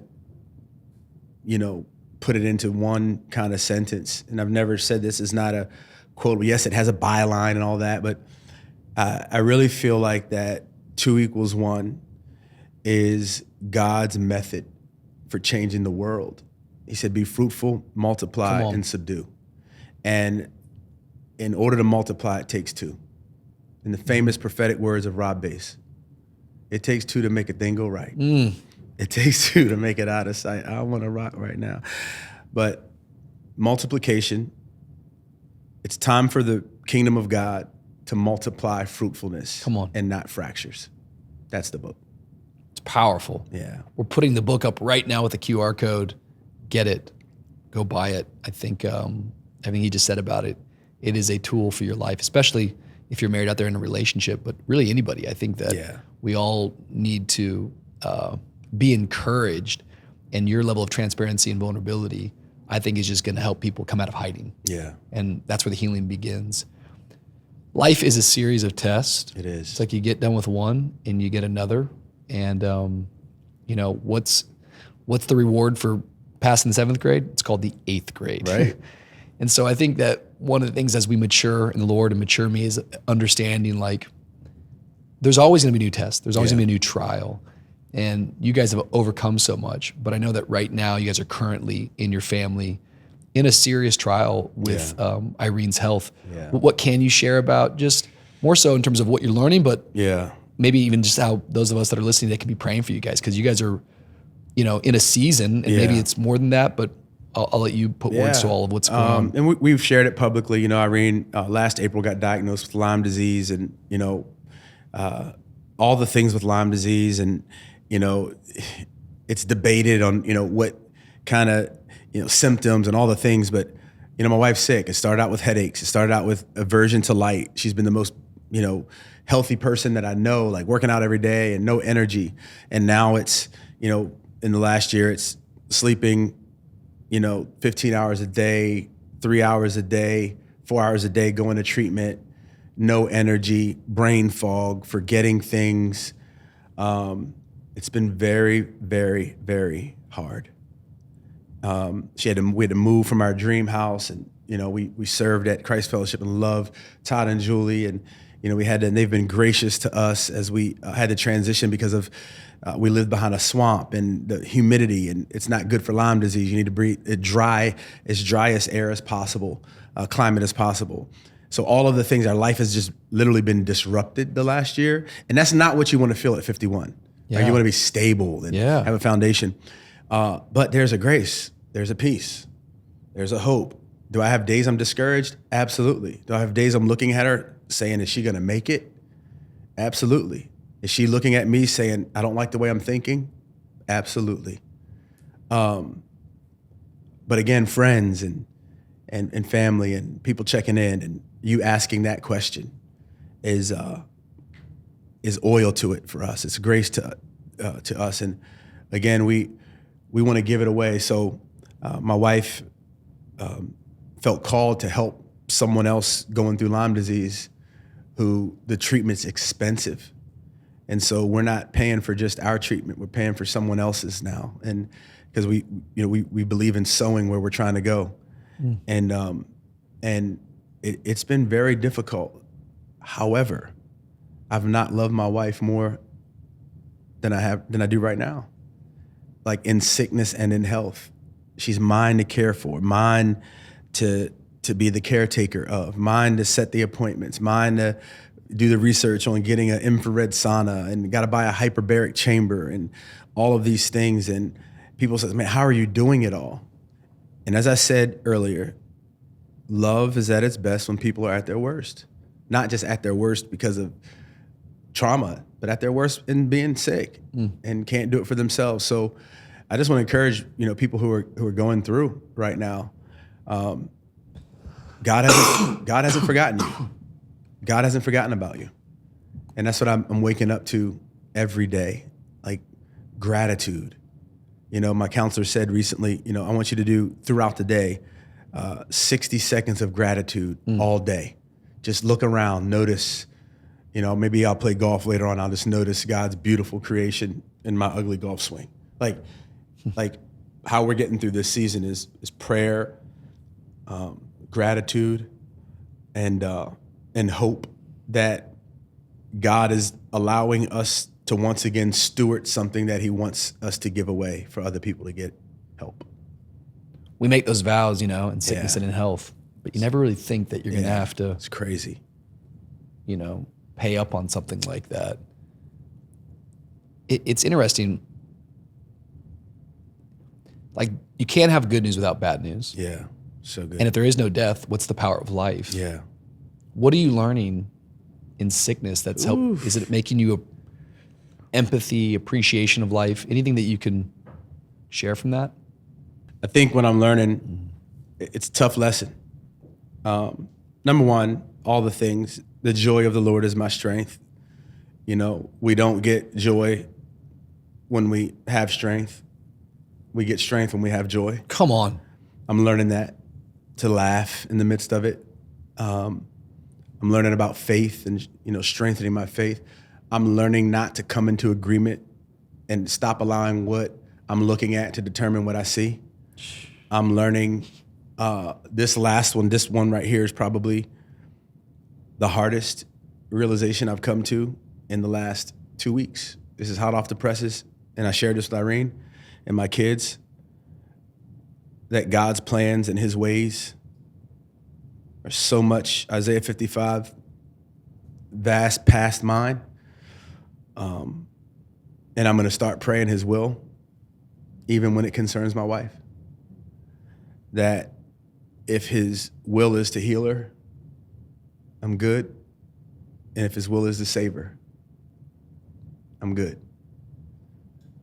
And obviously one would be a lot more joyful, but forget my wife. I'm learning that in every aspect of life, that I do have wants and desires that oftentimes don't line up with his will. And I'm going to be good with whatever he decides. Tough. It's hard to get here. I think it's an everyday thing. It's not just something I'm saying. It's something I got to die to this flesh every day. You know, trying to just be the best version of what he created me to be.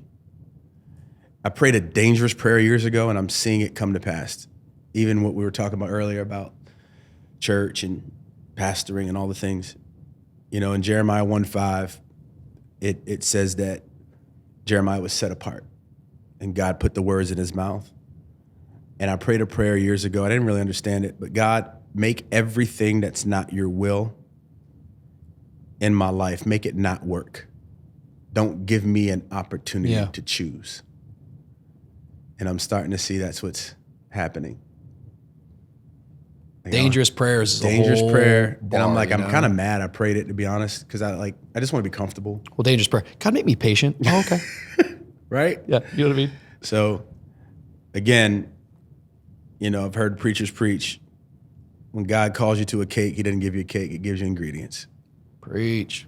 And I'm just trying to manage my ingredients right now.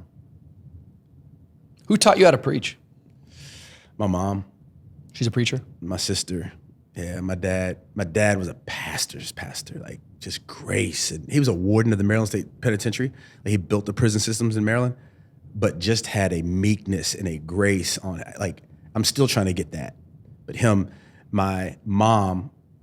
But your mom's like an orator? Incredible preacher, like old school prophetic preacher. And then my sister is an orator. She works for the Library of Congress. She trains people in how to speak and communicate. She's at the highest level. And she still today will go on and listen to a sermon and be like, that's dumb. Like, don't say it like that. Like you're too much on the preaching side of it. Come back to the communication side of it. Like, so you guys would talk shop like that? Every week. Still today. Me and my sister.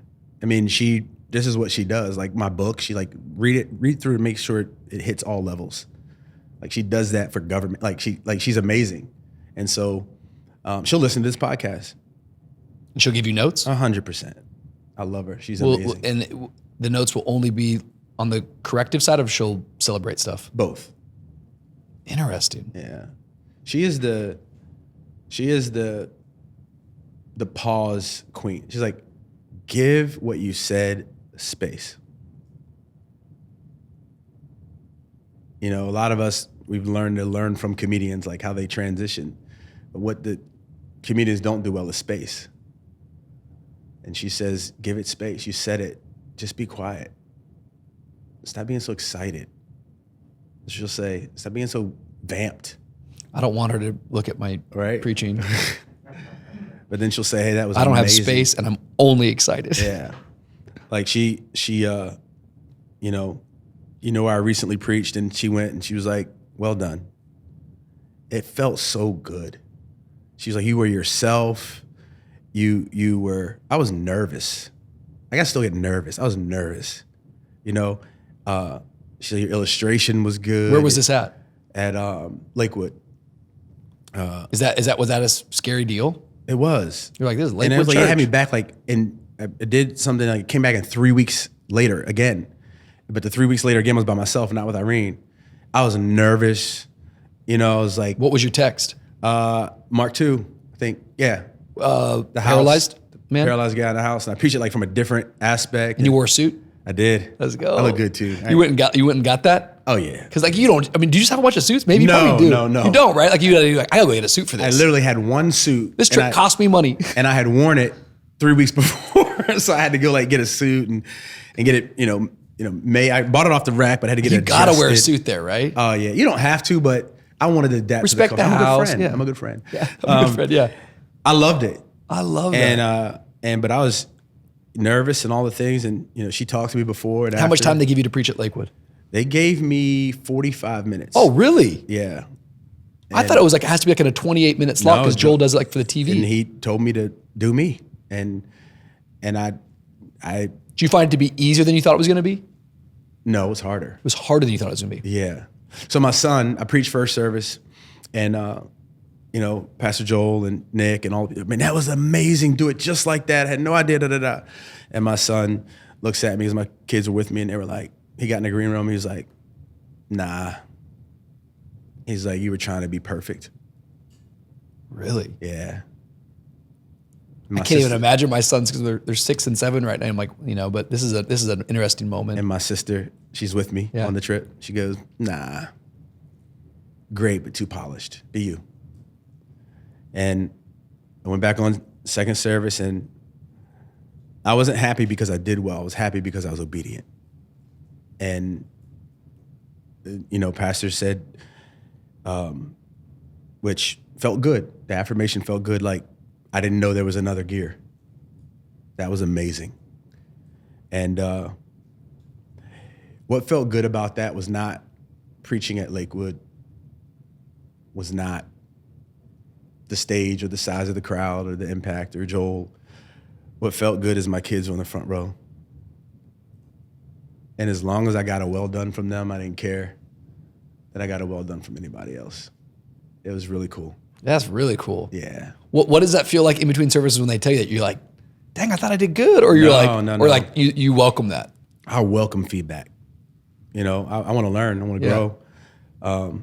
Right after I walked off, hey guys, what do you think? Anything I need to change? And one of the guys who was helping me to, travel with me, younger guy, he was like, you keep doing this thing with your glasses. And I was like, really? So I went, he's look, and I was like, found out I had the wrong prescription.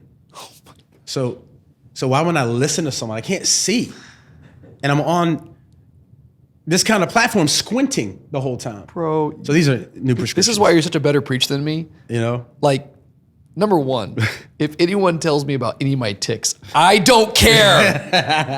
I have new tics in every service, right? Rich, like you couldn't keep up with the weird things I do. Like I get sweaty sometimes, like taking clothes off. I think I don't know. I'm trying to be honest about it. It's such a personal thing. It is. And it's so wrapped up. Everyone's like, can't be a part of your identity. I get that. I know, but it is a part of my identity. Absolutely. I do this every week for Every 20 week. years. And I don't know. I think that's a fun conversation just about feedback from people that don't even do it. Like, I think the way you get better is by welcoming that. I think that takes a lot of security and maturity. But sometimes that can be hard for me. Yeah. I can be defensive about that stuff. Well, you don't know what it was hot. Like, why my prescription's wrong? Well, they don't know that. And it looked crazy, bro. But I think that's good. Yeah. I think it's in the right places. So there's other places I hate feedback. Like I hate getting feedback from my wife about how I parent my son. He's a man. I'm like, you're not male. Like that's stuff we still, have tension about. Like, me and DC had a tension yesterday about this because she has been saying in front of my kids, and now I found out the background story, and she won't mind, but she's like, hey, so I talked to the jiu-jitsu instructor, and Dad is welcome to come to the class and do it with you guys. And the boy's like, yeah, Dad's going to jiu-jitsu. And I'm like, babe, like, hey guys, we'll talk about this. Anyways, this, demanded a follow-up conversation. Like, don't you, like, you can't tell the boys that I'm welcome. Like, I'm 40 years old. Well, she's like, Rich, you love doing all this active stuff. You run marathons and you put you through all these crazy adventures. Why don't you want to do jiu-jitsu? I was like, maybe I do. I was like, but that's martial arts. Right. I don't know if I'm ready to sign up to get on a mat with a grown man and be thrown around. You know how humbling and humiliating that is? Sweaty and close. But it all came down to the idea of her going, look, I can do a lot of things in our house, but I cannot teach our boys sports, and they have to learn this. Yeah. And I don't feel like you are stepping up in this category of a system. You have systems for everyone's stuff at work, but in our home, where are you at with these guys in terms of their development? Wow. And so I'll do the things I got to do. I can, but I can't do this. And so that was her cry for help. And so we had to walk through that. I was like, I hear you. I got you. We'll get them on a ball team, and I'll go. But before you tell my boys 5 and 7 that I'm down for jiu-jitsu class, we got to have a private combo. Okay, come on, girl. Like, we know this. I know, but now it created this conversation. So maybe she did get her way, and maybe I will be in jiu-jitsu. Hey, feedback is real. And then my wife starts doing stuff and she's like, what she started naming guys that we like know. She's like, Craig Rochelle's doing it. Matt Chandler loves jiu-jitsu. I'm like, don't you bring those men of God into our house. I don't, I'm stronger than Craig. Right? Like what? Exactly. Like now I'm competing with Craig. I would tell my wife, well, go be with Craig. Oh God. I was like, I lose it sometimes. Maybe I will. Maybe, Okay, right? we have to cancel it. We have to edit that. Yeah. Shout out to Matt Chandler. We're just shouting out random people. Right, it's crazy. I do think the preaching thing's an interesting thing I don't ever talk about with people really on the pod, but we probably should more because That'd be great.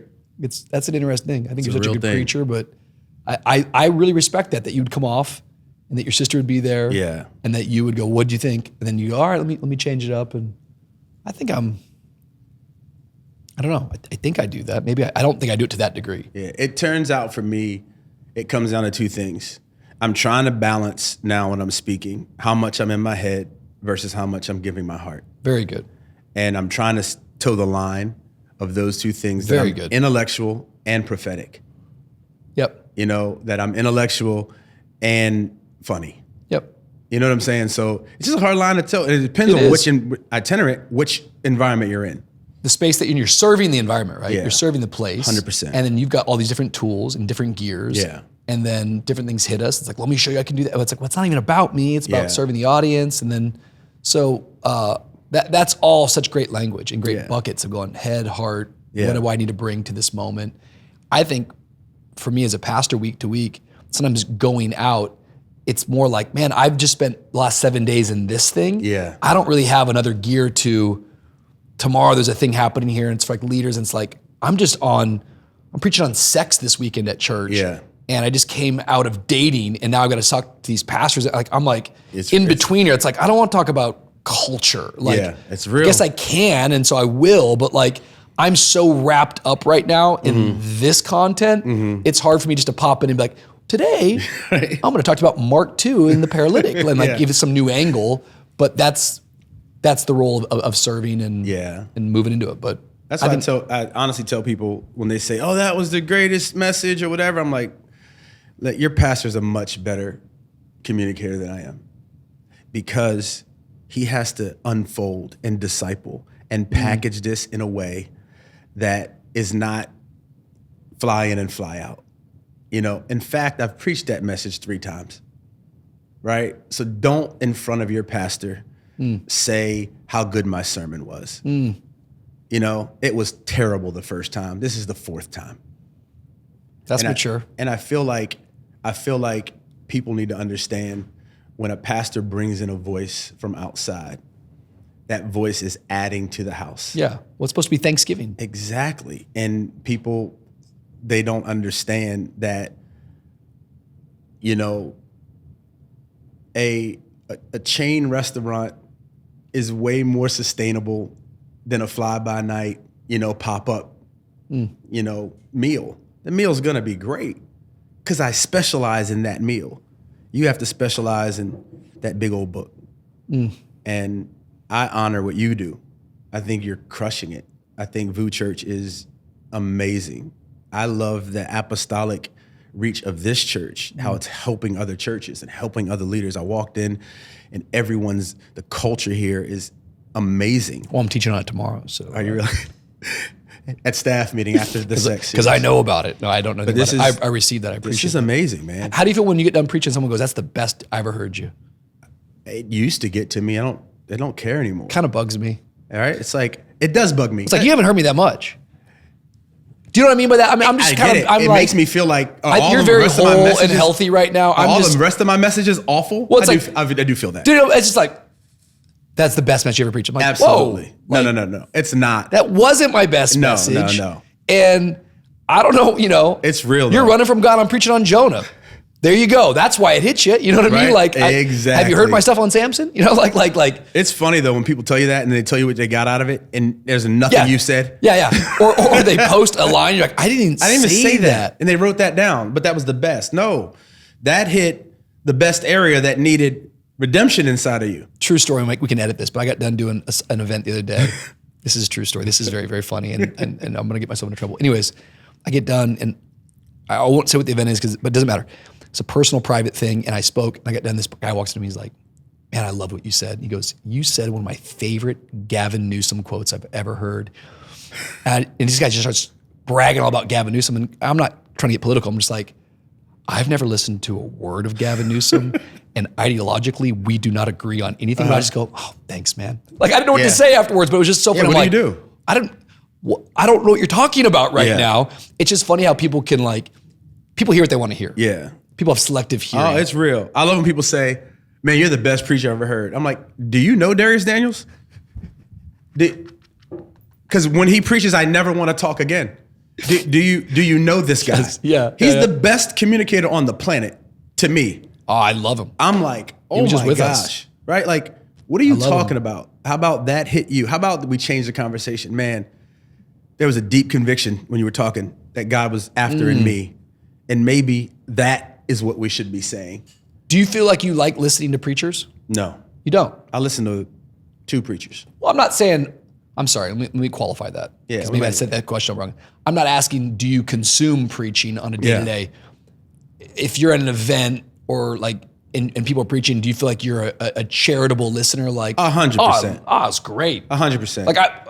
Like for me, I feel like I like everything. Absolutely. Does that make sense? Like, I've got my subject, but I'll listen and I'm like, wow. Gotcha. I think I'm so impressed by people's ability to communicate. Hopefully that keeps me humble with what I do, but I think I just listen to people going, that's phenomenal. Or maybe I'm able to see that's their genius right there. That thing is, I can't do that. Yeah. I'm up here just trying to put it all together with whatever I got week to week and survive through it. And I don't have time to think about my tics because I have 19, but I think does that make sense? I get it. I don't consume. Me neither. I consume 2 guys, Travis Green, Darius Daniels. Yeah. Right? I just love Forward City. So, but when I am at VU, I'm literally dialed in. Not only am I trying to get fed, but I'm also learning what you're good at and how I need to implement that in what I do. Because it's an art. Yeah. I think preaching is an art. So I'm always like, man, what could I do that could implement that? Not change who I am, but cause me to be more ambidextrous. How can I use the tools and what am I seeing? Absolutely. I'm the same way. It's really interesting stuff. Yeah. We should get Dr. Daniels on here. And I'll say nothing. I'm going to weigh in. No, absolutely. I'm going to tell him how I don't like feedback. Absolutely. Rich, I want to help you. I don't want to hear a word you have to say. That'd be funny. What I do is different. Absolutely. What I do is different. Different's not better. Yeah. But my different is better. Yeah. You don't understand what I do, Jimmy. What I'm doing up there is different. Yeah. Okay? I mean, Darius, you're good for Atlanta. Yeah. Hey, Jimmy, you understand Lakewood, but what I do is the trenches. What? Right. What? Yeah. I'm dirty, man. I brush my teeth once a day. I wash my hair once a month. I don't wash my face. We started that way. We gonna end that way. I do not iron my jeans. Contrary to what popular people think, I think I've got great taste. But I respect a wrinkled shirt. Come on. Because I want you to think I'm cool, but I want you to think I don't care. Lord, with some lint. With some lint. Me. Huh? With some lint on the shoulder. People out here trying to fix bro, it's not trustworthy. Like if your exterior is dirty, can you imagine what this man's soul looks like? If you came to my house, you would not let me pastor you. We're putting stuff in closets. The minivan's filthy. Can you imagine what the interior of our soul looks like? I'm kidding. But my Bible's falling apart. Come on. My Bible's falling apart. It's because my Bible's falling apart, my soul is not. Start preaching about yourself as the strength. You start making yourself the hero of everything. You are so crazy. Bro, you start making yourself like, you're always the example, like, they're doing that, but I'm doing this. But this is what I'm doing. Sorry, we're unhinged. I know. All right, last question. Yeah. Otherwise, I just want to keep going. I think you have a tea time here at some point. What's an area right now that you're saying, God, mature me? It's kind of a dangerous prayer. Maybe what's an area I'm immature in? Or I would say definitely discipline with my eating and working out habits. Like, although I've lost a lot of weight, like I haven't reached my goal. So like I'm asking God to like really help me in that. And I know it may sound like, but it's a thing for me. Yeah. Right? Like diabetes is in my family. Like hypertension is in my family. So I want to make sure that I'm not praying for a miracle that I just need to do the work for before I need one. So that one is huge. I think another one is huge is now having to father and parent adult children. Jeez. I need to be matured because I think I know what's best, and trying to figure out how to facilitate decision-making ability in them without making decisions. Like my daughter called last night and I got a date, and I'm like, what's his Instagram? And she knows I'm gonna DM him. Really? Bro, I'm so bad. If not, I'll just have my son pull up, and what does the DM say? It just says, "Hey man, I heard you were interested in my daughter, and if you want, I just need to know who you are and a little bit of background. Like she's precious to me, and why would I just let anyone handle something that's precious? Let's go." And it doesn't like it's my value, but not theirs. Yeah. So I'm watching last night. All five of us are on a call because they FaceTime because they wanted to tell me when mom was on the call. Because they know that I won't say what I need to say. Yeah. Because Irene would be upset with me. Yeah. So God's maturing me in that. Come on. Not to react. Good. Because it's real for me. Like I feel like I could still hurt somebody if they hurt what's most precious to me. And I feel that. Or have my son hurt them. But it's a real struggle. Like it's my daughter's. Yeah. So I need maturity in that because I still want to act 17, and threaten or whatever. Those are two areas. And I think the last area, which is shameful to say, but my devotion time needs to be better.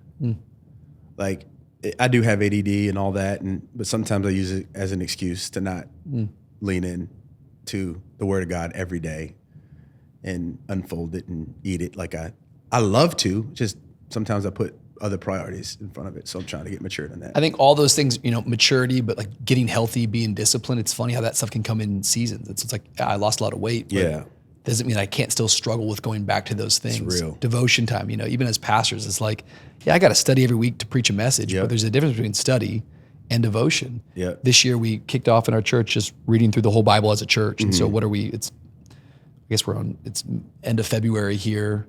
So I'm in Leviticus somewhere, but it's like 4 chapters a day of soap journal. Yeah. And this has always been a big part of my life. But Yeah. for the last few years, it has gone to the back burner. And so as a church, we're all doing this, but I don't want to call the church to something that I myself am not. Absolutely. But I'll just say towards the end of February, it's transformative. Yeah. We know this stuff too. Yeah. We know going to the gym. I'm convicted right now.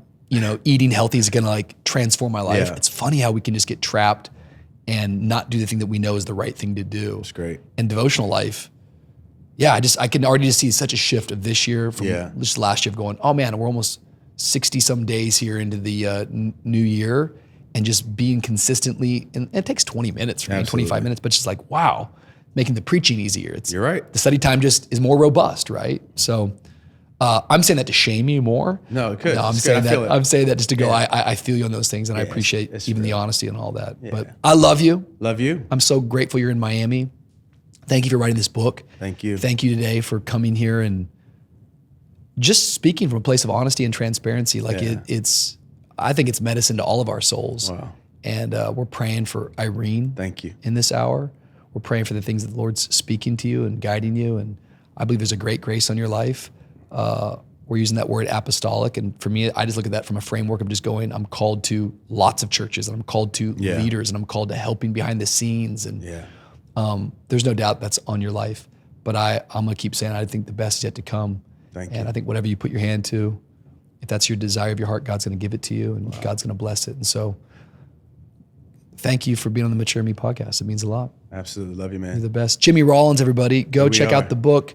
Go buy the book. Follow him on all the stuff. I think there'll be a real blessing to you. But go ahead, leave us some feedback if you're still with us 2 hours into this. That's crazy. We just been. I had no idea. I looked up. I was like, oh my god. I'm supposed to be in the prayer room right now, but we're just we're chatting. That's a true story, by the way. It's 12 o'clock here. But we love all of you guys. Leave us some feedback. Do all the stuff. Subscribe, share this. It helps us out a lot. But check us out right here next Tuesday. I think we're back to Tuesdays on the Mature Me podcast.